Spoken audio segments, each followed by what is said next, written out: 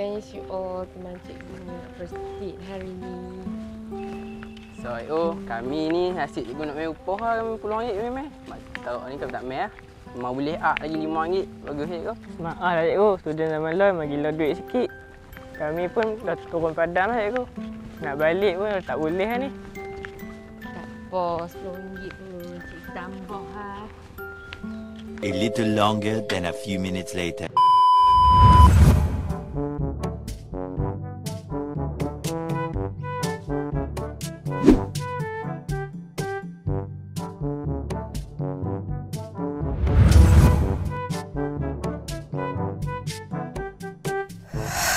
Tak cikgu.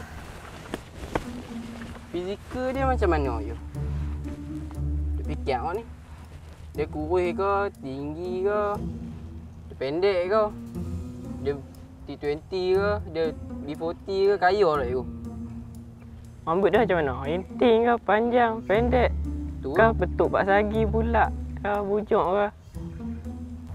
Oh, cikgu tak ada nak survey lagi yang tu. Cikgu bukan nak beli air tu. Cikgu nak beli wang. Azim cikgu, lok-laknya. Sak lagi satu cikgu. Macam mana cikgu communicate dengan dia? Cikgu ada nombor dia tak? Tu pengutua ada bagi. Tapi cikgu tak save, nak kena cari. Oh, jumpa dia. Try cikgu call tengok. Kau nak?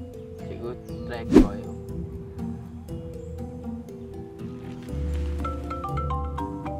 Hai, cikgu bunyi dekat ni.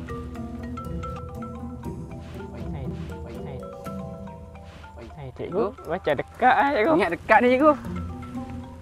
Macam dekat. Ada cikgu. Duduk cikgu depan tu. Mana? Rambut rintik cikgu. cikgu. Mana? Ni cikgu ni. Ni cikgu ni. Wah. Rambut ke kerabu Maggi ni?